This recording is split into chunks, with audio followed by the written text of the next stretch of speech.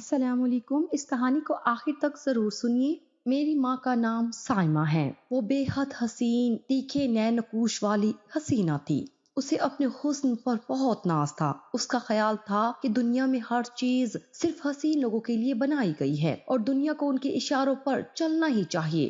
میں عام سی شکل و صورت کی مالک ان کے روب میں بآسانی آ جاتی تھی اور پھر انہوں نے میرے ساتھ وہ کیا جس کا تصور کر کے ہی دنیا کانپ اٹھتی ہے۔ اپنی خواہشات پوری کرنے کے لیے میری زندگی کو اس موڑ پر لے آئی کہ میں ان کے ہاتھ کا ایک روبوٹ بن گئی جس کا وہ بٹن دبا کر جب چاہیں اپنے اشاروں پر چلا دے۔ میں اس دن بہت حیران ہوئی جب ڈاکٹر نے میری امی کو بتایا کہ آپ کی بیٹی 5 ماہ سے پریگننٹ ہے۔ مجھے اس لفظ کی سمجھ تو نہ آئی تھی کیونکہ میں انگلش نہیں جانتی تھی، لیکن جب نرس نے امی کو کہا کہ مبارک ہو، آپ کی بیٹی ماں بننے والی ہے اور آپ چھوٹی سی عمر میں نانی بن جائیں گی، اس وقت میرے کانوں کو یقین نہیں آ رہا تھا کہ میرے کان جو سن رہے ہیں وہی دنیا کا سب سے بڑا سچ ہے۔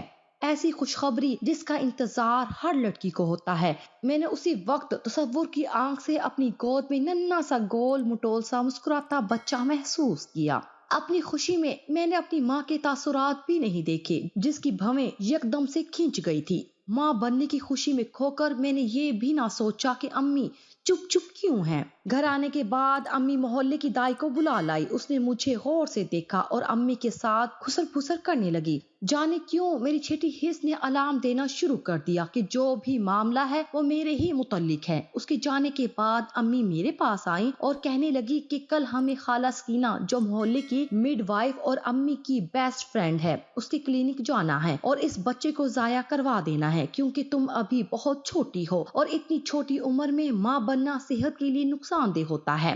مجھے امی سے اس بات کی امید نہیں تھی، وہ کیسے یہ فیصلہ کر سکتی ہیں۔ میں ان کے سامنے ہتے سے اکھڑ گئی اور ان کی بات ماننے سے انکار کر دیا کیونکہ مجھے یہ بچہ چاہیے تھا۔ میری کتنی خواہش تھی کہ محلے کی اور لڑکیوں کی طرح میں بھی چھوٹا سا بچہ گود میں لے کر پارک میں جاؤں اور پھر جب سب کا مقابلہ ہو تو میرے ساتھ آیا بچہ سب سے پیارا ہو۔ لیکن امی میرے ساتھ کیا کرنے جا رہی تھی؟ میں یکدم غصے میں آ گئی اور کہا، دیکھتی ہوں کس طرح مجھے خالہ سکینہ کے کلینک لے کر جاتی ہیں۔ اگلی صبح گاؤں سے دادی آ گئی اور ان کو دیکھ کر امی بے حد خوف زدہ ہو گئی۔ اس سے پہلے وہ دادی کے آنے پر غصے سے منہ بنا لیا کرتی تھی۔ میرے بابا سعودیہ میں ہوتے تھے اور ہر سال کے بعد صرف 2 ہفتوں کی چھٹی پر آیا کرتے تھے۔ دادی اماں گاؤں میں بڑے تایا کے پاس رہتی تھی اور ہر 2-3 ماہ بعد ضرور آیا کرتی تھی۔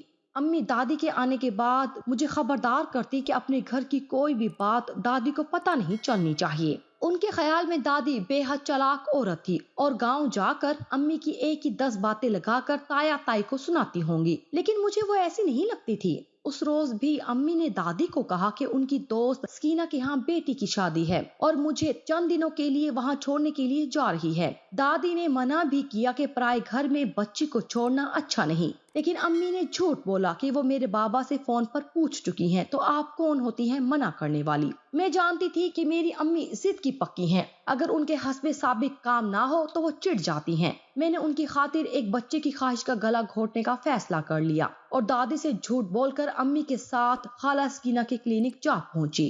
میری عمر کم تھی اور دوسرا 5 ماہ کی حاملہ خالہ سکینہ نے وہاں ایک لیڈی ڈاکٹر کو بھی بلوا لیا تھا، لیکن اس نے کہا تھا کہ بچہ ضائع کروانے کی صورت میں ماں کی جان بھی جا سکتی ہے۔ لیکن امی نے کہا کچھ نہیں ہوگا، دنیا میں ہر روز لاکھوں عورتیں یہ کام کرواتی ہیں۔ ابھی وہاں پر یہی باتیں چل رہی تھی اور میں بستر پر لیٹے ان کے فیصلے کی منتظر تھی کہ اچانک دھاڑ سے دروازہ کھلا اور پولیس کے اہلکار دھڑ دھڑ کرتے اندر آئے۔ انہوں نے خالہ سکینہ اور لیڈی ڈاکٹر کے ساتھ ساتھ امی اور مجھے بھی گرفتار کر لیا۔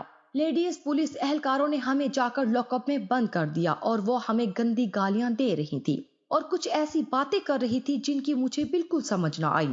وہ دن اور پوری رات ہم نے حوالات میں گزاری اور اگلی صبح امی کی کزن انکل صابی نے ہماری ضمانت کروا دی۔ جب ہم گھر پہنچے تو میں دادی کے ساتھ اپنے بابا کو بیٹھے دیکھ کر حیران رہ گئی۔ انہوں نے امی کو دیکھ کر نفرت سے منہ پھیر لیا اور دادی مجھے گلے سے لگا کر رونے لگی۔ میں دادی کو کہہ رہی تھی کہ میرا کوئی قصور نہیں، امی نے کہا تھا کہ تم چھوٹی ہو، بیبی بعد میں بھی آ جائے گا، اب کی بار ضائع کر دو۔ میں نے تو امی کو بولا تھا کہ نہیں، مجھے یہ بچہ چاہیے۔ میں نہیں جانتی تھی کہ میری معصومیت میں راز افشا کرتی باتیں دادی اور بابا کے اوپر کیسے قہر بن کر نازل ہو رہی ہیں۔ بابا ایک دم سے اٹھے اور دروازے کے پاس کھڑی امی کو ایک زوردار تھپڑ مارا۔ جس سے ان کی گال سے خون بہہ نکلا۔ میں نے امی کی طرف دیکھا اور خوف زدہ ہو گئی، شاید میں نے کچھ غلط کہہ دیا تھا۔ اس کے بعد بابا نے امی کو بے تحاشا مارا۔ میں دادی کے ساتھ لگی یہ دیکھتے ہوئے تھر تھر کانپ رہی تھی، اور جب مار مار کر تھک گئے تو پلٹے اور اپنے کمرے کی جانب چلے گئی۔ دادی نے مجھے الگ کیا اور بابا کے کمرے کی جانب لپکی۔ ابھی وہ دروازے تک نہ پہنچنے پائی تھی کہ کمرے کے اندر سے زوردار فائر کی آواز سنائی دی، اور دادی کو میں نے اسی وقت دل پر ہاتھ رکھ کر وہیں ڈیر ہوتے دیکھا تھا۔ چند ہی لمحے میں ساتھ والے انکل، افسر اور کچھ اور لوگ ہمارے گھر میں داخل ہوئے۔ بابا کے کمرے کا دروازہ توڑ کر کھولا گیا تو میں نے اپنے بابا کی لاش دیکھی۔ پھر میں ہوش و حواس سے بیگانہ ہو گئی۔ بس اتنا یاد ہے کہ ایمبولینس کی آوازیں تھی اور کوئی کہہ رہا تھا کہ گھر کے سب لوگوں کو لے چلو۔ اس کے بعد میرا ذہن مکمل تاریکی میں ڈوب گیا تھا۔ دوسری بار مجھے جب ہوش آیا تو میں نے اپنی ماں کو خود پر جھکتے دیکھا تھا۔ وہ مجھ سے معافی مانگ رہی تھی، لیکن کس بات کی یہ میں نہیں جانتی تھی۔ اس کے بعد جب مجھے ہوش آیا تو معلوم ہوا کہ بابا اور دادی اس دنیا میں نہیں رہے۔ بابا کو امی اور میرا ساری رات جیل میں گزارنا اور جیل میں جانے کی وجہ پاکستان آتے ہی معلوم ہو چکی تھی۔ وہ تو ہمیں دادی کے ساتھ مل کر سرپرائز دینے آئے تھے، لیکن یہاں ان کو امی نے شوق کر دیا۔ وہ دنیا کی نظروں کا سامنا کس طرح سے کرتے؟ امی نے ان کو دنیا میں منہ دکھانے کے قابل بھی نہیں چھوڑا تھا۔ وہ پستول جانے کہاں سے انہیں ملی تھی، جس کو اپنی کن پٹی پر رکھ کر انہوں نے زندگی کا خاتمہ کر دیا تھا۔ دادی کو اس پستول چلنے کی آواز سے ہی معلوم ہو گیا تھا کہ کیا ہونے جا رہا ہے۔ ان کا دل یہ صدمہ برداشت نہ کر سکا اور بابا کے ساتھ ہی ان کی سانسیں بھی ختم ہو گئی۔ امی کے بارے میں پوچھنے پر ساتھ والے انکل افسر کی بیوی ریحانہ آنٹی نے بتایا کہ اسے پولیس نے حراست میں لے لیا ہے۔ ریحانہ آنٹی مجھے اپنے گھر لے آئی تھی۔ دادی اور بابا کے انتقال پر تایا تائی آئے اور انہوں نے مجھے لے جانے سے انکار کر دیا۔ ریحانہ آنٹی نے کہا کہ اب تو آپ دونوں ہی اس کے سب کچھ ہے، اگر آپ ہی ایسا کریں گے تو یہ کہاں جائے گی؟ تو تایا نے کہا کہ اسے بہت جلد طلاق کے کاغذات مل جائیں گے۔ میرا نکاح تایا کے بیٹے کے ساتھ 2 سال قبل جب میں 9 سال کی تھی دادی نے میری سالگرہ کے فنکشن میں کر دیا تھا۔ ان کو لگتا تھا کہ ایسا کر کے وہ دونوں بھائیوں کی محبت کو مضبوط کر دیں گی، جن کی بیویاں انہیں ہمیشہ الگ کرنے کے در پہ رہتی ہیں۔ مجھے تو نکاح کا مفہوم بھی نہ پتا تھا۔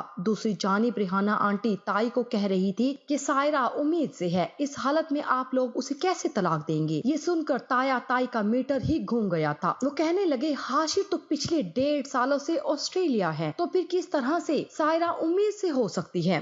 وہ دونوں مجھے غلیظ گالیاں دیتے واپس گاؤں چلے گئے اور اگلے ہی دن ریحانہ آنٹی طلاق کے کاغذات لیے میرے سامنے تھی۔ وہ مجھ سے جو سوال پوچھ رہی تھی ان کے بارے میں ہمیشہ امی کہتی آئی تھی کہ ہم دونوں کا راز ہے۔ میں کس طرح وہ راز ان پر افشا کر دیتی؟ میں خاموش ہی رہی۔ کچھ دنوں پر مجھے عدالت میں لے جایا گیا اور وہاں جا کر جب وکیل اور جج کی امی کے ساتھ جرا سنی تو معلوم ہوا جس راز کو راز رکھنے کے لیے امی کہا کرتی تھی وہ راز تو یہاں پر ہر شخص جانتا ہے۔ امی مجھ سے نظریں نہ ملا پا رہی تھی۔ میں نے ان کی جانب دیکھا، وہ کالے لباس میں تھی اور ان کا چہرہ زخموں سے چور تھا۔ ان کی خوبصورتی کو واقعی گہن لگ چکا تھا۔ مجھے کٹہرے میں بلا کر وہی سوال وکیل نے پوچھے اور میں اس قدر کنفیوز تھی اور میرے ذہن میں صرف امی کی کہی باتیں گونج رہی تھی کہ گھر کا راز نہیں بتانا، گھر کا راز نہیں بتانا۔ میں نے وہاں کچھ بھی کہنے سے انکار کر دیا اور یہی کہتی رہی کہ میں کچھ نہیں جانتی۔ حالانکہ گزرے ان 17 دنوں میں ہر بات جان گئی تھی اور ہر لفظ کا مفہوم میرے سامنے کھلی کتاب کی طرح واضح ہو گیا تھا۔ اس دن گھر آنے کے بعد ریحانہ آنٹی نے مجھے بلایا اور کہا، سائرہ میں جانتی ہوں سائمہ نے تمہارے دل کے اندر کسی خوف یا پھر وعدے کی چابی تھما دی ہوئی ہے۔ وہ تمہاری ماں ہے لیکن اس سے پہلے وہ قانون کی مجرم بھی ہے۔ اس نے جو کیا ہے اس کی سزا اسے ملنی ہوگی۔ تم اگر اس وکیل کے بتائے ہوئے جواب بالکل ٹھیک دے دیتی ہو سکتا ہے کہ تمہارے لیے کوئی رعایت نکل آئے، ورنہ اگلی باری تمہاری مجرم کے ٹہرے میں کھڑے ہونے کی ہے۔ اور تم جانتی ہو تمہاری حالت کیسی ہے؟ اس رات میں سوچتی رہی اور اگلی صبح میں نے ریحانہ آنٹی سے کہا کہ مجھے امی سے ملنا ہے اور میں افسر انکل کے ساتھ ملاقاتی کمرے میں ان کے سامنے تھی۔ میں امی سے پوچھ رہی تھی کہ کیا ابھی بھی مجھے گھر کی بات کا راز رکھنا چاہیے؟ میری بات سن کر امی پھوٹ پھوٹ کر رو دی اور کہنے لگی، اے خدا، میں نے کیا کر دیا اپنی معصوم بچی کے ساتھ؟ مجھے ان پر اس وقت رحم نہیں آ رہا تھا، قابل رحم تو میں تھی، لیکن پھر بھی ان کو ماں کا درجہ دینے چلی آئی تھی، صرف اس لیے کہ میں پوچھنا چاہتی تھی کہ انہوں نے ایسا کیوں کیا، اور پھر انہوں نے بالآخر میرے سامنے ہر بات کا اقرار کر لیا۔ میری امی نے بے حد امیر گھرانے میں آنکھ کھولی، ان کی ہر خواہش پلک جھپکتے میں پوری کی جاتی تھی۔ کم تو میرے بابا کا گھرانہ بھی نہیں تھا، بابا کا شمار بھی کھاتے پیتے لوگوں میں ہوتا تھا، لیکن وہ لوگ گاؤں میں سادہ زندگی بسر کرتے تھے۔ امی کے کہنے پر بابا نے ان کو شہر میں گھر لے دیا، پھر ان کی سعودیہ نوکری لگ گئی تو بابا کے اصرار کے باوجود انہوں نے دادی اور تایا کے پاس گاؤں جا کر رہنے یا دادی کو یہاں رکھنے سے انکار کر دیا تھا۔ اس وقت میری عمر 3 سال تھی۔ بابا امی کی ہر درمی سے تنگ آ گئی، لیکن پھر دادی کے سمجھانے بجھانے پر ہم دونوں ماں بیٹی اللہ کے سپرد کر کے سعودیہ روانہ ہوئے۔ بابا وہاں سے ہر ماہ ایک لگی بندی رقم بھیجا کرتے تھے، جسے کوئی بھی سلیقہ شعار عورت خرچ کرتی تو مہینے کا اچھا خاصا بچا بھی سکتی تھی، لیکن امی کی یہ عادت تھی کہ وہ کسی کے ہاں بھی کوئی قیمتی یا خوبصورت چیز دیکھتی تو اسے جب تک کہیں سے خرید کر اپنے گھر نہ لے آتی ان کو سکون نہیں ملتا تھا۔ امی کے پاس مہنگے ملبوسات، جیولری، میک اپ، جوتوں کے علاوہ ڈیکوریشن پیس اور اینٹیک کی ایک بڑی کلیکشن موجود تھی۔ اس کے علاوہ انہیں قیمتی برتن جمع کرنے کا شوق تھا۔ پارٹیز کرنا، دوستوں کو بلانا، ہلا گلا ان کی فطرت میں شامل تھا۔ سال کے پہلے دن وہ گھر میں پارٹی رکھا کرتی تھی جہاں شہر کی کریم موجود ہوتی، پھر رات گئے تک گھر میں ہنگامہ رہتا۔ امی کو ان سب اخراجات کے پیسے وہی لوگ دیتے تھے جو اس پارٹی میں آتے اور اگلی صبح جاتے تھے۔ امی جان چکی تھی کہ خواہشات کو پورا کیسے کرنا ہے۔ بابا کی فیملی بہت سادہ تھی، ایک دو بار کبھی تایا اچانک ہمارے گھر آتے تو گھر میں موجود کسی بھی شخص کو وہ اپنا دور کا چچا تایا بنا لیا کرتی تھی۔ ہمارا گھر اس جگہ پر تھا جہاں ہمسائے کو ہمسائے کی بہت کم خبر ہوتی ہے کہ وہ کیا کر رہا ہے، کہاں سے آ رہا ہے، کہاں جا رہا ہے، سوائے انکل افسر کے۔ گھر کے انکل افسر امی کے پرانے کلاس فیلو تھے اور ایک زمانے میں امی سے محبت بھی کرتے تھے۔ ریحانہ آنٹی سے شادی بھی سنا ہے امی نے ہی کروائی تھی، کیونکہ امی کی شادی کے بعد ایک بار وہ امی سے ملے اور امی نے ان کو بتایا کہ کالج میں 3rd ایئر کی ریحانہ ان سے پیار کرتی ہے، اس سے شادی کر لو اور ہمارے ساتھ والا پلاٹ خرید کر گھر بنا لو۔ وہ میری امی کی بات کیسے ٹالتے، مان گئے، اور امی کے ہر راز کے بعد وہ میرے رازدان تھے، یا پھر خالہ سکینہ جو امی کا دوبارہ ابورشن کر چکی تھی اور جس کے کلینک پر انکل افسر کی مخبری سے ہی چھاپا پڑ گیا تھا۔ افسر تو امی سے محبت کرتا تھا، اس نے کیوں یہ کام کروایا؟ میرے حاشی کے ساتھ نکاح کے بعد افسر انکل نے امی کو کہا کہ ایک اسامی ہے، 10 کروڑ صرف 5 گھنٹے کی دے گی، اس کو صرف 10 سال کی لڑکی ہی چاہیے۔ یہ کہتے ہوئے انہوں نے میری طرف دیکھا تھا اور امی ان کی بات سمجھ گئی تھی۔ کافی دن سوچنے اور 10 کروڑ کے لالچ میں 5 گھنٹے کے لیے امی نے بالآخر میری زندگی داؤ پر لگا دی۔ میں قسم کھا کر کہہ سکتی ہوں کہ جس شخص نے 5 کروڑ دے کر مجھے خریدا تھا اس نے میری عزت پر حرف بھی نہ آنے دیا۔ بس اس نے میرے سارے جسم پر پینٹ کر کے میری بہترین نیوڈ فوٹوز لی تھی، جنہوں نے اس نے جانے کیا کرنا تھا، نہ ہی اس نے بتایا تھا۔ اپنے گھر میں ماں کو بارہا دیکھتے ہوئے میرے نزدیک یہ عام بات بن گئی تھی۔ کبھی کوئی شاپ کیپر کاؤنٹر کے پیچھے بلا کر جسم پر ہاتھ پھیرتا تو عجیب نہ لگتا، یہی معلوم تھا کہ دنیا میں یہ سب ہوتا ہے۔ بس بابا کے آنے کے 15 دن ان میں اتنا فرق ہوتا کہ بابا امی کے ساتھ ساتھ مجھے پیار کرتے، لیکن ان کے پیار میں شفقت تھی جو میرا ذہن الجھا دیتی تھی۔ ہاں، اس دن 5 گھنٹے کے بعد میں باحفاظت گھر آ گئی۔ نہ امی نے کچھ پوچھا اور نہ ہی میں نے کچھ بتایا، بس ایک عہد تھا ہم دونوں میں کہ گھر کی بات راز رکھنی ہے۔ یہ اس سے 5 دن بعد کی بات ہے جب امی کہیں گئی تھی اور انہیں ساری رات نہیں آنا تھا تو افسر انکل آ گئے اور پھر امی تو ساری رات باہر نہ جانے کیا کرتی رہی۔ افسر انکل نے امی کی محبت مجھ سے کیش کروا لی۔ میں نے امی کے آنے پر بھی کچھ نہ بتایا تھا، یوں دن گزرتے رہے۔ افسر انکل پھر میرے سامنے آتے تو نظر نہ ملاتے تھے۔ ایک دن میرے پیٹ میں شدید درد اٹھا تو امی ڈاکٹر کے پاس لے گئی۔ اس ڈاکٹر نے کہا میری وائف لیڈی ڈاکٹر ہے، اسے وہاں لے جائیں۔ وہیں یہ انکشاف ہوا تھا کہ میں ماں بننے والی ہوں۔ اس رات امی نے افسر انکل کو بلایا اور کہا کہ کل میں اس کا ابورشن کرواؤں گی، تو انکل نے منع کر دیا اور کہا کہ وہ بے اولاد ہے، یہ بچہ وہ لے لیں گے۔ مگر امی نے کہا کہ یہ نکاح شدہ ہے، کیسے بات دبے گی۔ یوں وہیں انکل نے انکشاف کیا کہ یہ بچہ ان کا ہے، اور یہ سن کر مجھے سمجھ آ گیا یہ بچہ ہونے کا پروسیس کیا ہوتا ہے، ورنہ میں یہی سمجھ رہی تھی کہ یہ میرا اور حاشر کا بچہ ہوگا۔ کتنی نادان تھی میں۔ امی اور افسر انکل میں تلخ کلامی ہوئی۔ افسر نے کہا کہ دیکھتا ہوں کیسے ابورشن کرواتی ہو، اور اگلے دن دادی آ گئی، پھر بھی امی باز نہ آئی اور افسر انکل نے پولیس بلا لی۔